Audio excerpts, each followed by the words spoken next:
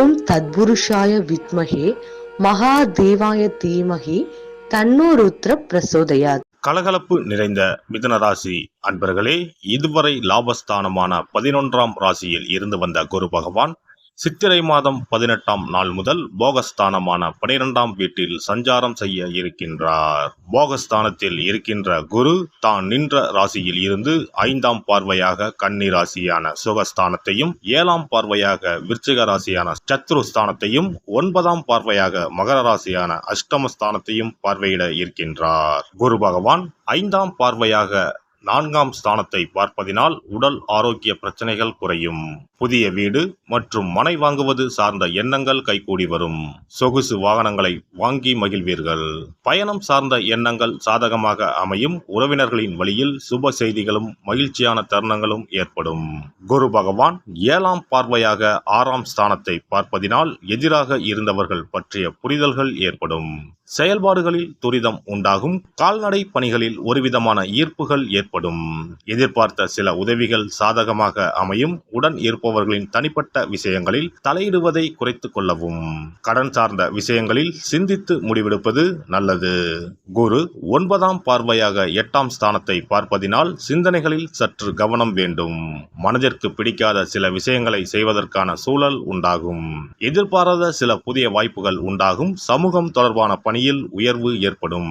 மருத்துவ பொருட்களால் ஆதாயம் அடைவீர்கள். காப்பீட்டு துறைகளில் இருப்பவர்களுக்கு முன்னேற்றம் ஏற்படும்.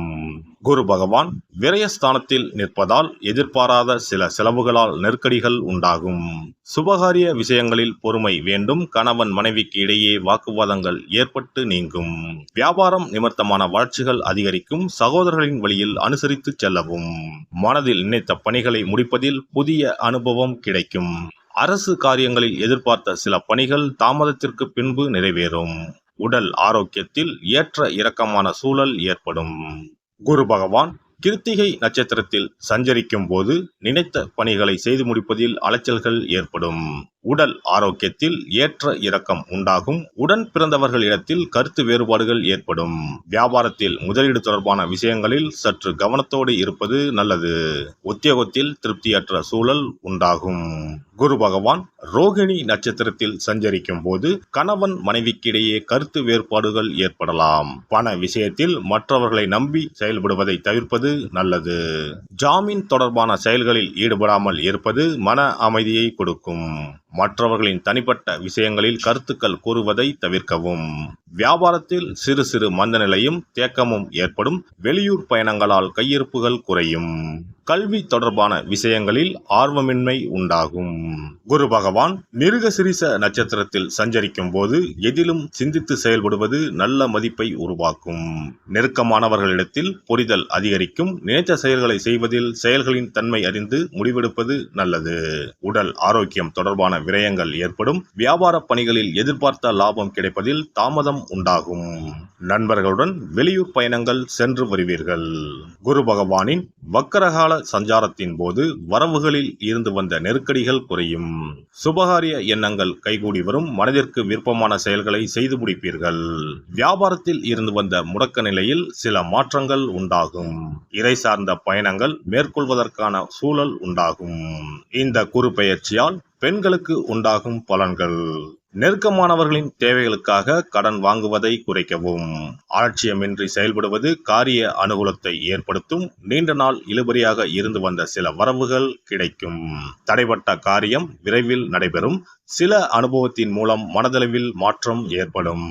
தாய் வழியில் அனுசரித்து செல்லவும். குறித்த நேரத்திற்குள் பணிகளை முடிப்பது பல சிக்கல்களை தவிர்க்கும். எதிர்பாலின மக்களுடன் பழக்க வழக்கத்தை குறைத்துக் கொள்ளவும். மாணவர்கள் கல்வியில் சற்று கவனத்தோடு இருப்பது நல்ல மதிப்பெண்களை பெற வழிவகுக்கும். நண்பர்களின் தன்மை அறிந்து நட்புகளை தேர்ந்தெடுக்கவும். விளையாட்டு விஷயங்களில் எதிர்பார்த்த முடிவு கிடைக்கும். அரசு சார்ந்த சில உதவிகள் கிடைப்பதில் தாமதம் ஏற்படும். வெளிநாடு சென்று படிப்பது தொடர்பான எண்ணங்கள் சிலருக்கு கைகூடி வரும். பணிபுரிவோருக்கு உத்தியோகத்தில் திறமைக்கு உண்டான மதிப்புகள் தாமதமாகவே கிடைக்கும். அலுவலகத்தில் இருந்து வந்த சிக்கல்கள் குறையும். வெளிநாடு சென்று பணிபுரிவதற்கான வாய்ப்புகள் உண்டாகும். உடன் இருப்பவர்களால் பொறுப்புகள் அதிகரிக்கும். சக பணியாளர்கள் இடத்தில் அனுசரித்து செல்லவும். இடமாற்றம் சார்ந்த எண்ணங்கள் கைகூடி வரும்.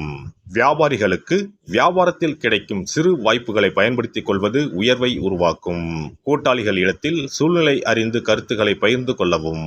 வியாபாரத்தில் இருந்து வந்த மந்த நிலைகள் மாறும். புதிய முதலீடுகளில் சிந்தித்து செயல்படுவது நல்லது. எதிர்பாராத சில பயணங்களால் அலைச்சல்கள் ஏற்படும். உறவினர்களின் வழியில் எதிர்பார்த்த சில உதவிகள் கிடைக்கும். நம்பிக்கையானவர்கள் பற்றிய புரிதல் அதிகரிக்கும். வழக்கு தொடர்பான விஷயங்களில் பொறுமையோடு செயல்படவும். கலைத்துறையில் இருப்பவர்கள் எதிர்காலம் சார்ந்து தெளிவான சில முடிவுகளை எடுப்பீர்கள். புதுமையான படைப்புகளுக்கு ஆதரவான சூழல் உண்டாகும்.